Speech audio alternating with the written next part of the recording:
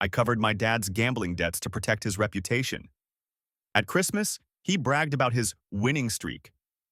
I decided to share the truth in front of the entire family.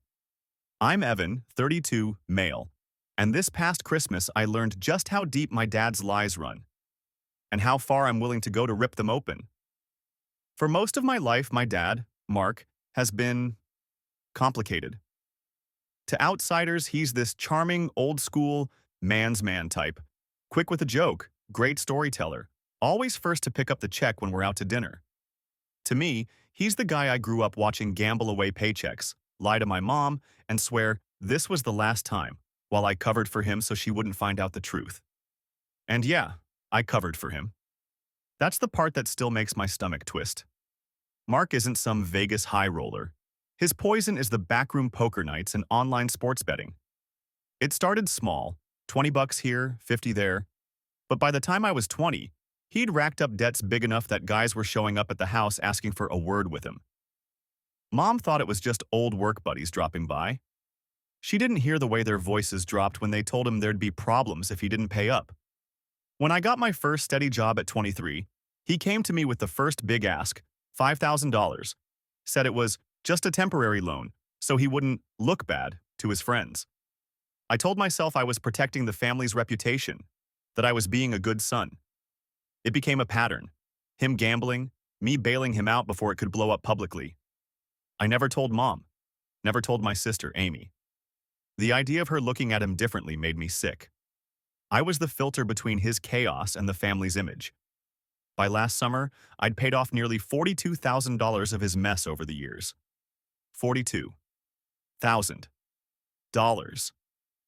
Money I could have used for my own down payment, my own life.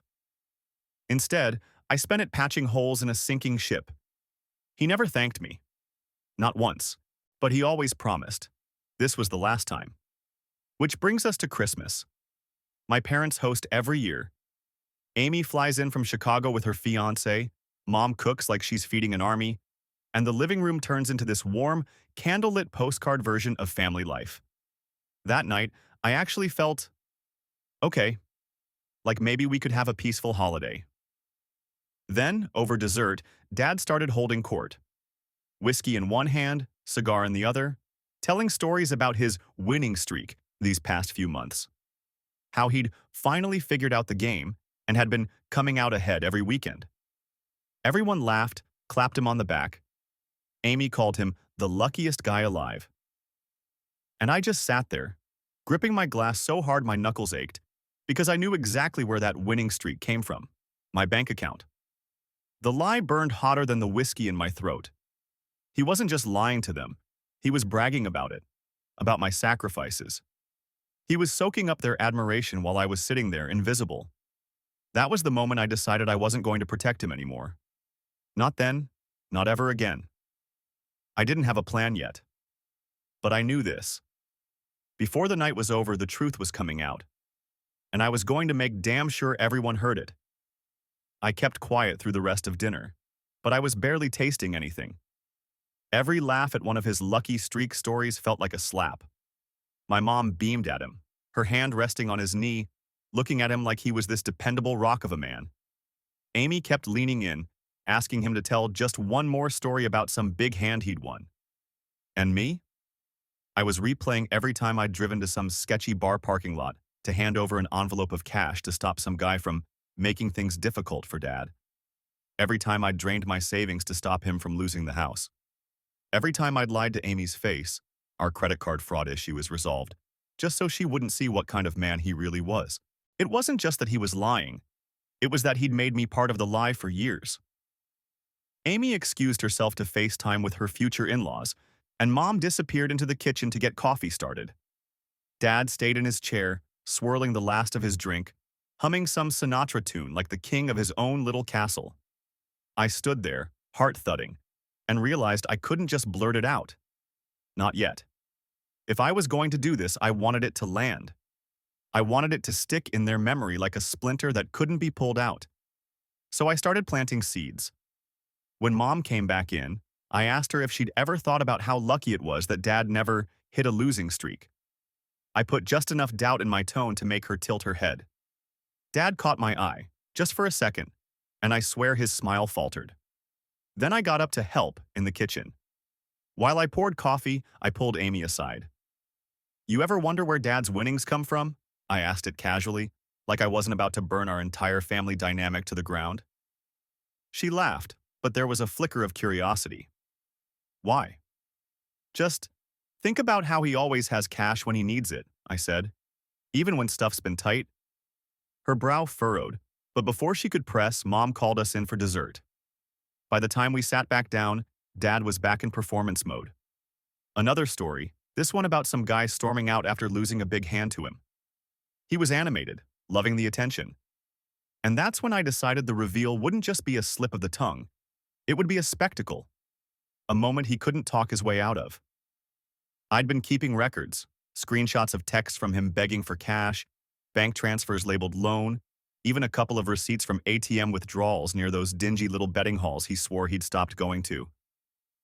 I hadn't planned on using them like this, but hell, if he was going to perform, so was I. I pulled out my phone under the table and started queuing them up, ready for the right moment. My hands were actually shaking, not from fear, but from the adrenaline of knowing I was finally going to end years of pretending. The funny thing? Part of me still hoped he'd catch my eye and see it in my face, that he'd stop himself, admit it, apologize. But he just kept talking, the lies stacking up like chips on a table. Fine, I thought. If he wants to play to an audience, I'll give him one he'll never forget. Don't forget to subscribe. It happened faster than I expected. Dad was halfway through telling a story about winning back-to-back hands, when Amy, still riding the curiosity from our kitchen talk, asked, "So, how much have you actually won this year?" She said it innocently. She's never been in on the ugly side of this.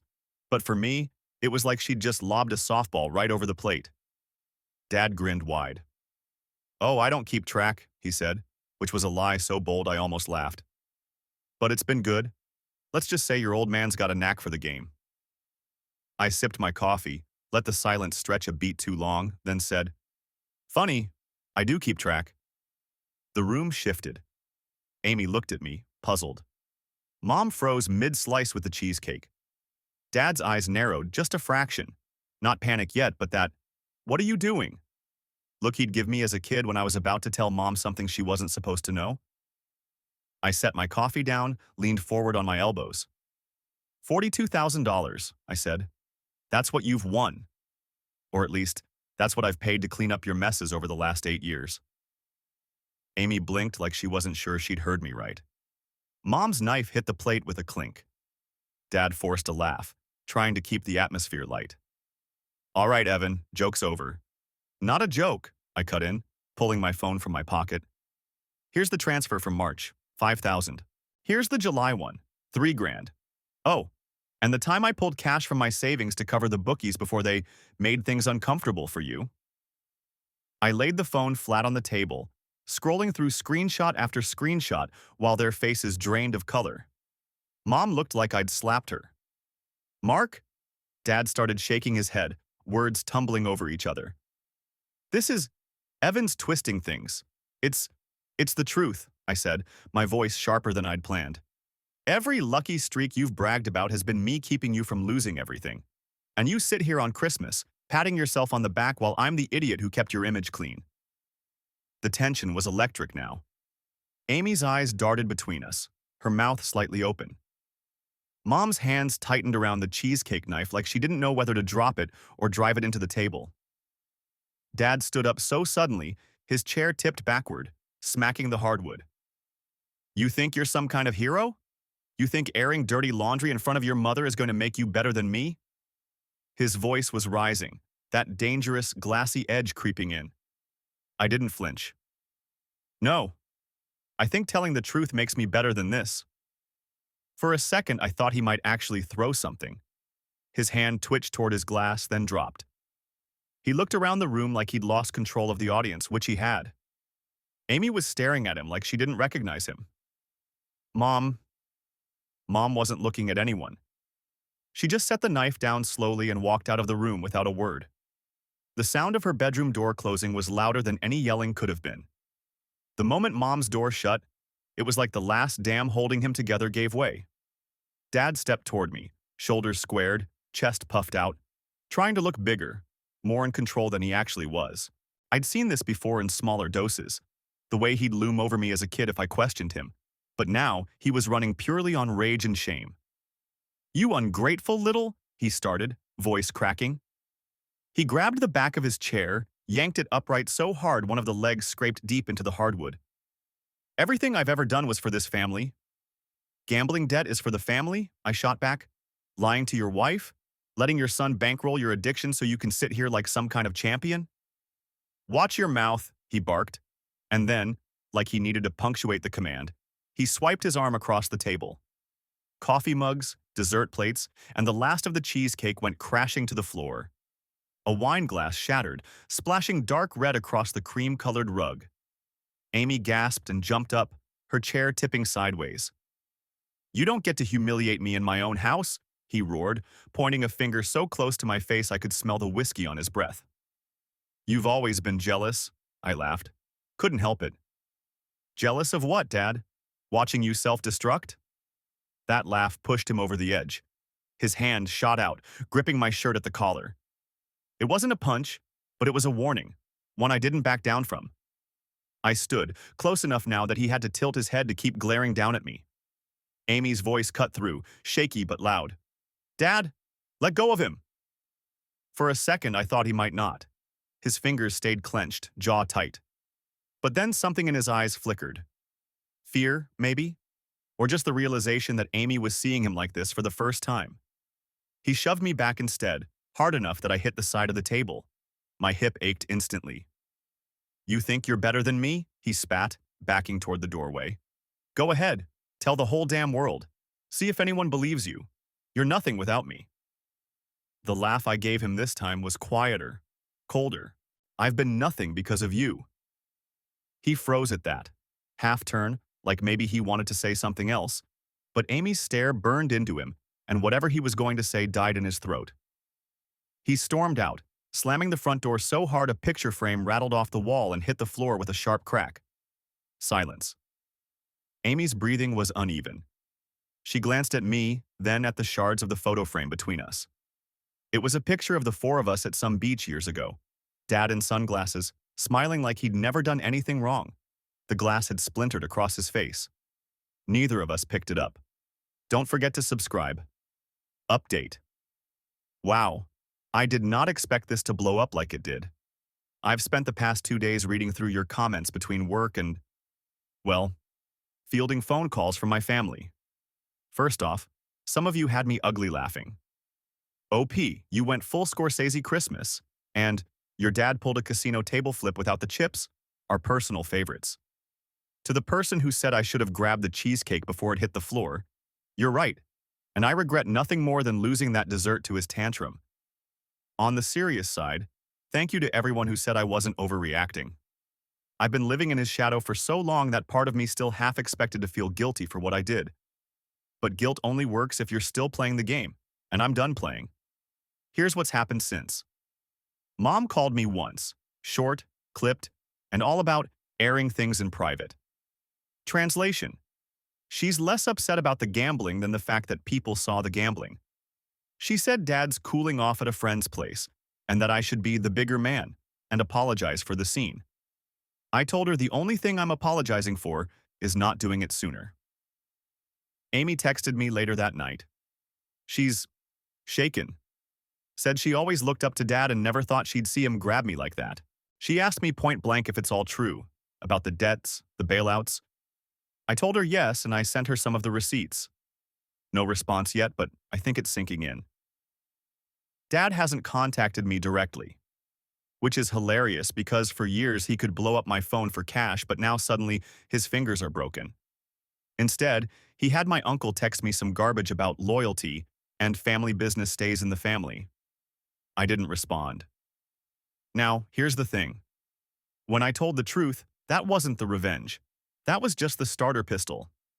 Because Dad cares about one thing more than gambling: his reputation.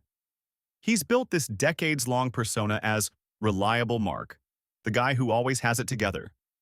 The guy who helps the community, mentors the next generation of businessmen, and gets invited to speak at the Rotary Club. He plays the role so well most people wouldn't believe a word against him, unless they saw the proof.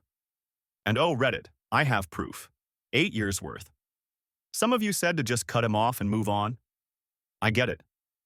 But I've been cleaning up his messes for too long. I don't just want him out of my life. I want the truth to follow him everywhere he goes. And I know exactly where to start. Once I decided I was going to do it, I realized I didn't have to rush. If I wanted this to really stick, I needed precision. Dad's world is built like a house of cards. He's on the Chamber of Commerce.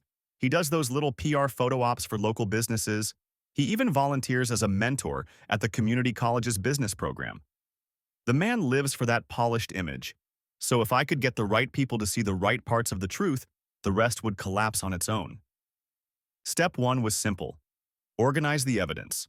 I spent hours pulling together bank statements, Venmo transactions, text threads where he flat out admits he needs a float until payday.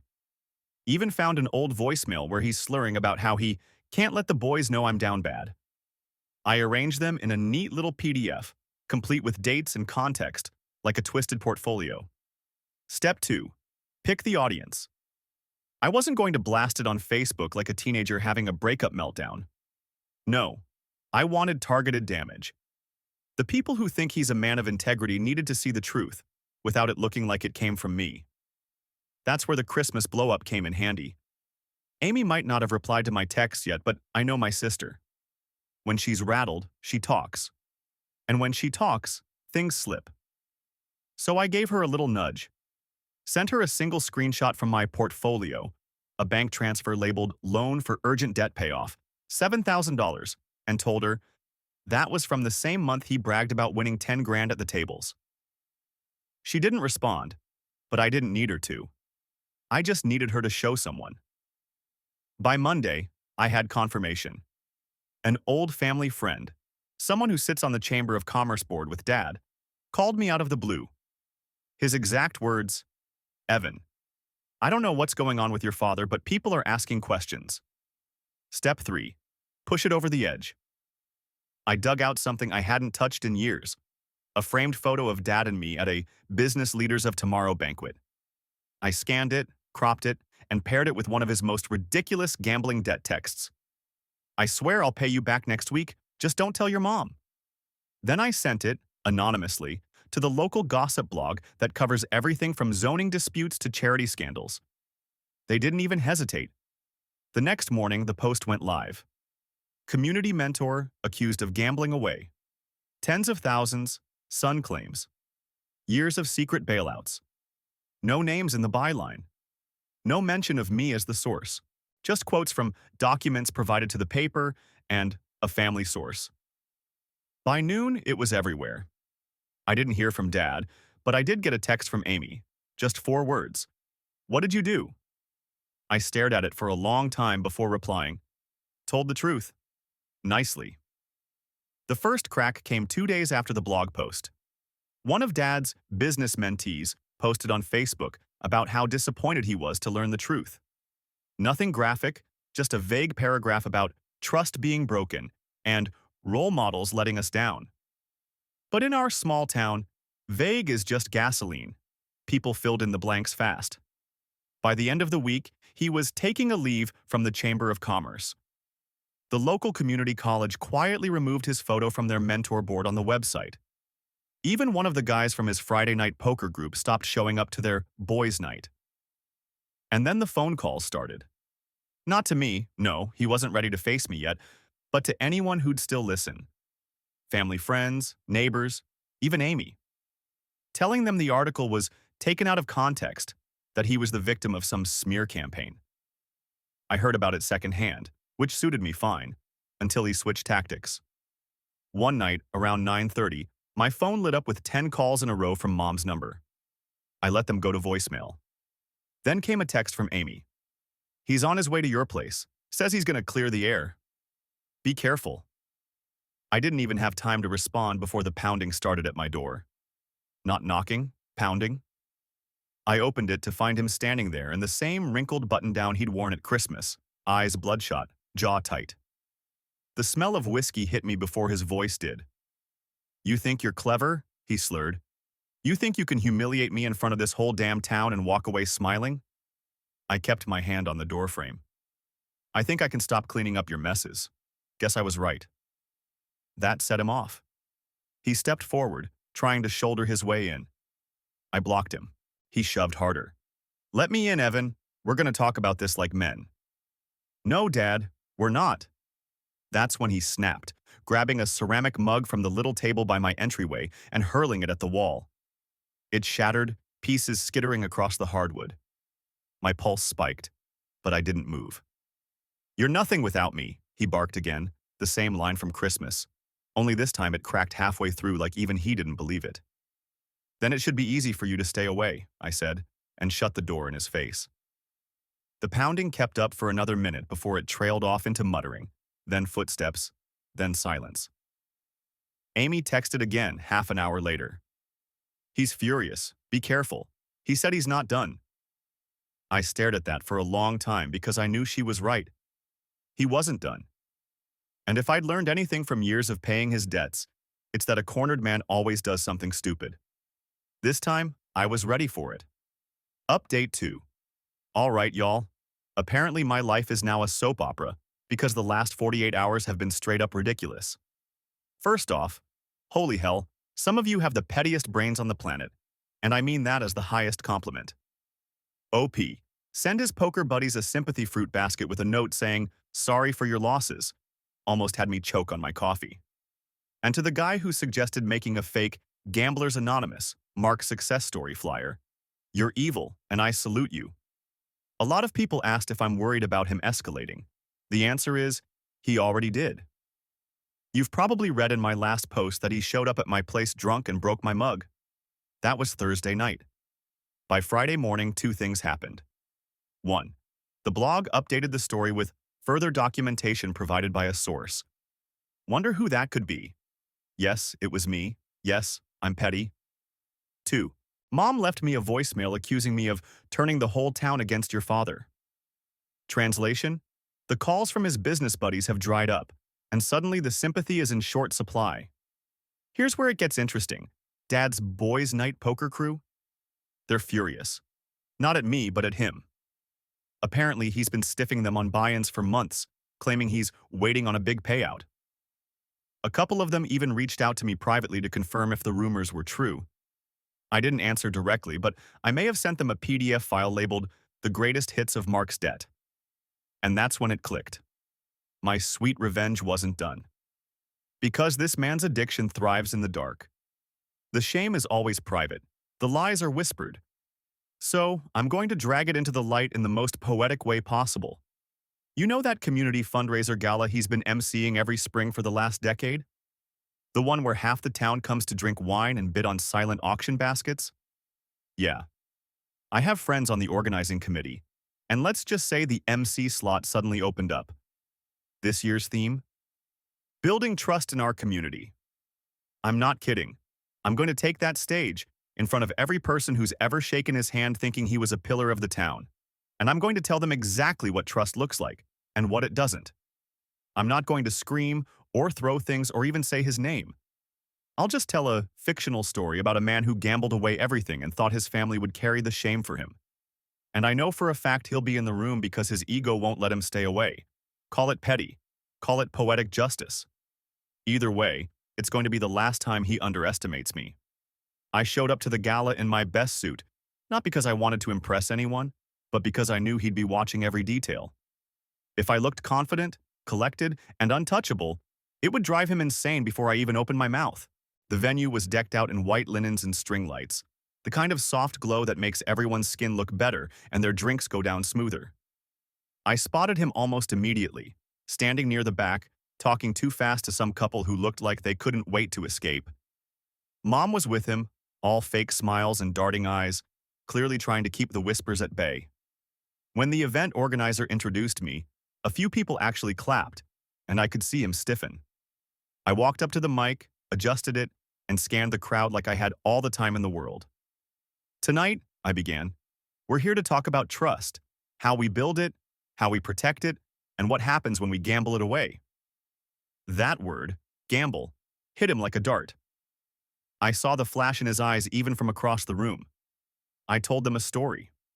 Not about my dad, not by name, but about a man who loved the thrill of the game so much, he bet on it more than he bet on his own family. I kept it calm, even warm at times, like I was reading from some moral fable. But I layered in the specifics, borrowing from his kid, lying to his wife, bragging about wins that were really bailouts. Every detail was vague enough to be fiction, but sharp enough that anyone in that room who'd read the blog or heard the rumors knew exactly who I was talking about.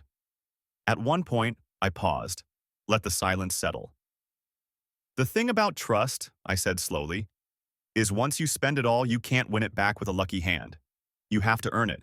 And some people never do. The room was still. People weren't looking at me anymore. They were looking at him. He stood frozen, glass in hand, jaw tight. And for the first time in my life, I saw something crack through the mask. Not anger, not bluster, just smallness. I closed with, "This story isn't about revenge. It's about not carrying someone else's shame just because they handed it to you. It's about putting it down and walking away lighter." Then I thanked them, smiled, and walked off. The applause wasn't thunderous, but it didn't have to be. The damage was in the way people avoided his eyes as I passed him on my way to the back. He didn't say a word to me as I left.